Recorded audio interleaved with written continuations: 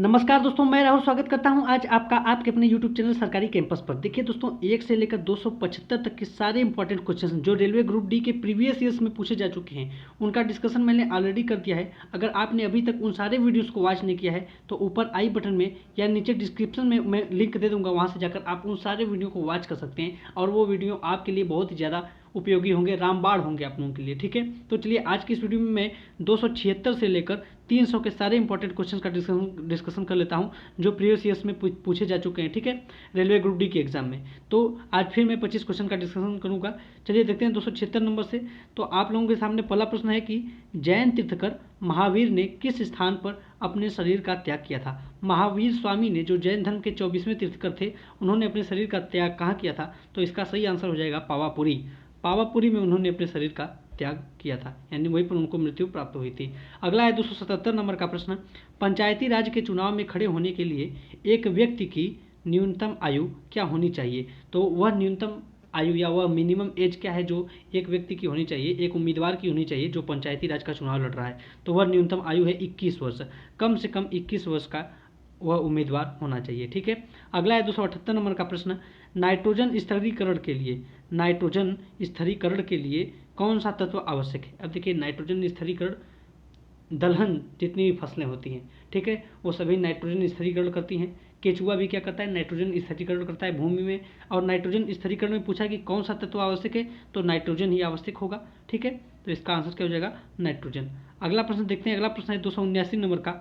गुप्तकालीन शासन प्रणाली किस प्रकार की थी? देखिए, शासन प्रणालियाँ कैसी होती हैं? राजतंत्रात्मक, लोकतंत्रात्मक, ठीक, ऐसी प्रणालियाँ होती हैं। तो जो गुप्तकालीन शासन प्रणाली थी वह राजतंत्रात्मक शासन प्रणाली हुआ करती थी। ठीक है, तो इसका आंसर क्या हो जाएगा? राजतंत्रात्मक। ठीक है, चलिए 280 नंबर का प्रश्न देखते हैं। लिखा है, शुंग वंश का अंतिम शासक कौन था? अंतिम शासक कौन थे शुंग वंश के? तो शुंग वंश का जो अंतिम शासक था उसका नाम था देवभूति। देवभूति शुंग वंश के अंतिम शासक थे। अगला प्रश्न है 280 नंबर का प्रश्न, थोड़ा बड़ा है, इसको चलिए पढ़ते हैं। लिखा है, विभिन्न राजनीतिक दलों को राष्ट्रीय अथवा प्रादेशिक पार्टी के रूप में स्वीकृति कौन प्रदान करता है? तो जैसे विभिन्न राजनीतिक दल जो होते हैं, तो उन्हें कौन बताता है कि आप अब से राष्ट्रीय पार्टी हैं या आप प्रादेशिक पार्टी हैं? तो यह बताने का कार्य करता है निर्वाचन आयोग। यह किसका काम होता है? निर्वाचन आयोग का काम होता है। ठीक है, चलिए फिर से अगर आपको समझ में नहीं आया तो वीडियो को फिर से थोड़ा देर तक के लिए देख लिया कीजिए। ठीक है, लेकिन सारे डाउट आप क्लियर कर लिया कीजिए वीडियो से। ठीक है, कोई भी डाउट आपका बचना नहीं चाहिए। और फिर भी अगर कोई डाउट बचे तो कमेंट बॉक्स खाली है, जाकर कमेंट बॉक्स में अपना डाउट लिखिए, मैं उसका रिप्लाई देने की पूरी कोशिश करूंगा। चलिए 282 देख लेते हैं क्या है। भारत में कौन सी मिट्टी समूह सबसे बड़े क्षेत्र में फैला हुआ है? तो वह कौन सी मिट्टी समूह है जो भारत में सबसे बड़े क्षेत्र में फैली हुई है? तो उसका आंसर हो जाएगा जलोढ़ मिट्टी। ठीक है, जलोढ़ मिट्टी पूरे भारत में पाई जाने वाली सबसे ज़्यादा पाई जाने वाली मिट्टी है। ठीक है, अगला है 283 नंबर का प्रश्न। लेह और श्रीनगर को संबद्ध करने वाला दर्रा कौन सा है? तो वह कौन सा दर्रा है जो लेह और श्रीनगर को संबद्ध करता है? उस दर्रे का क्या नाम है? जोजिला दर्रा। जोजिला दर्रा क्या करता है? जम्मू कश्मीर को, मतलब लेह को श्रीनगर से लेह को क्या कर देता है? जोड़ता है। ठीक, अगला प्रश्न है दोस्तों 284 नंबर का। किस शासनकाल में मुगल चित्रकला अपने चरम पर थी? तो वह किसका शासनकाल था जिसमें मुगल चित्रकला जो थी वो अपने चरम पर थी? तो मुगल चित्रकला को चरम पर पहुंचाने वाला था जहांगीर। जहांगीर का शासनकाल बहुत ही महत्वपूर्ण शासनकाल था। ठीक है, भारत की दृष्टि से। अगला है 285 नंबर का प्रश्न। पल्लव राजाओं की राजधानी क्या हुआ करती थी?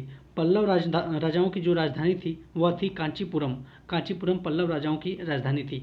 देखिए, टोटल 16 महाजनपद थे, उनके भी मैं वीडियो लेकर आने की कोशिश कर रहा हूँ। 16 महाजनपद से बहुत ही ज़्यादा इंपॉर्टेंट क्वेश्चन बनते हैं। ठीक है, ये क्वेश्चन उससे रिलेटेड नहीं था, लेकिन एकाएक मेरे दिमाग में 16 महाजनपद आ गए, जिससे संबंधित मैं वीडियो एक जल्दी ही लेकर आने वाला हूँ।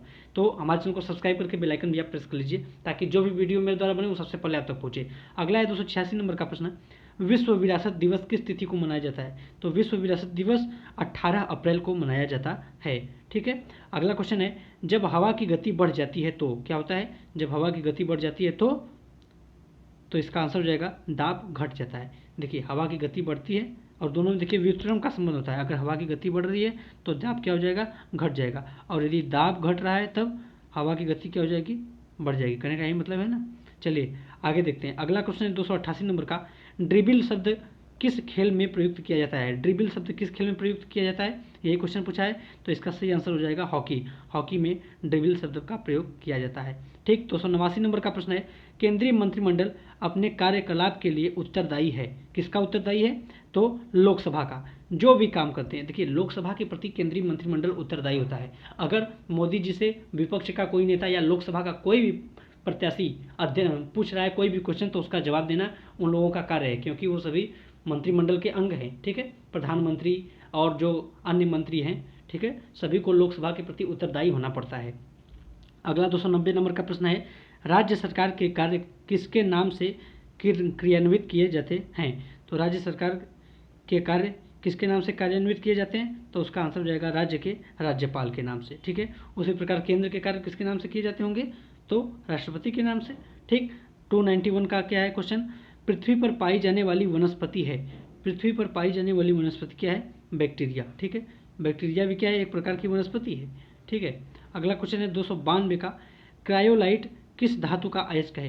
क्रायोलाइट किसका अयस्क है? तो ये एल्यूमिनियम का अयस्क है। एल्यूमिनियम का एक बहुत ही महत्वपूर्ण अयस्क है जिसका नाम है क्रायोलाइट।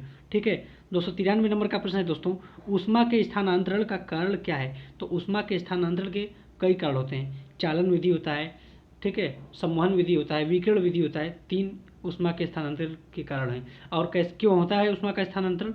जैसे यहाँ का टेम्परेचर है 36 डिग्री, ठीक है, और यहाँ का टेम्परेचर है मान लेते हैं 40 डिग्री, तो क्या हो जाएगा? ये टेम्परेचर जाकर इसको मेंटेन कर देगा। तब तक मेंटेन करेगा जब तक कि दोनों का टेम्परेचर 38 ना हो जाए। ठीक है, यानी दोनों का टेम्परेचर इक्वल जब तक नहीं हो जाएगा तब तक क्या होगा? तापांतर होता रहेगा। उसी क्रिया को बोलते हैं तापांतर। ठीक है, अगला है 294 नंबर का प्रश्न, ऑक्सीजन की खोज का श्रेय किसे दिया जाता है? तो ऑक्सीजन की खोज का श्रेय दिया जाता है प्रिस्टले को।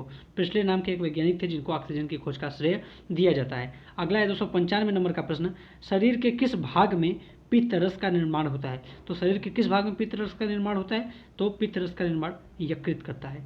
ठीक है, अगला प्रश्न देखते हैं 296 नंबर का प्रश्न है, मियादी बुखार में शरीर का मुख्य रूप से प्रभावित होने वाला कौन सा अंग है? तो वह कौन सा अंग है जो मियादी बुखार में प्रभावित हो जाता है? तो इसका आंसर है दोस्तों आंत। आंत जो है वो मियादी बुखार में प्रभावित होता है। ठीक, 297 नंबर का प्रश्न है, वायुमंडल में कौन सी गैस सर्वाधिक मात्रा में पाई जाती है?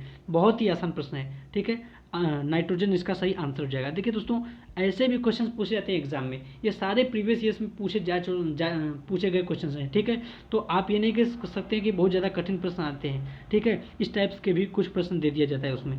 298 नंबर का प्रश्न है, रेशम का सर्वाधिक उत्पादन किस राज्य में होता है? तो रेशम का सबसे बड़ा उत्पादक राज्य कर्नाटक है। ठीक है, चलिए अगला प्रश्न देखते हैं। अगला प्रश्न है, बुल फाइटिंग किस देश का राष्ट्रीय खेल है? तो ये प्रश्न जान जाइए कि बहुत ही इंपॉर्टेंट है, कई बार परीक्षाओं में पूछा गया है। तो बुल फाइटिंग जो ये स्पेन का राष्ट्रीय खेल है, हिंदी में इसको सांड युद्ध भी बोला जाता है। ठीक, आज का आखिरी प्रश्न है, पूर्वी घाट की सबसे ऊंची चोटी कौन सी है? तो पूर्वी घाट की जो सबसे ऊंची चोटी है उसका नाम है महेंद्रगिरी। ठीक, उम्मीद करता हूँ कि आप लोगों को ये सारे 25 क्वेश्चंस बहुत ही अच्छे लगे होंगे। मिलते हैं आपसे अगले वीडियो में, तब तक के लिए बहुत बहुत धन्यवाद।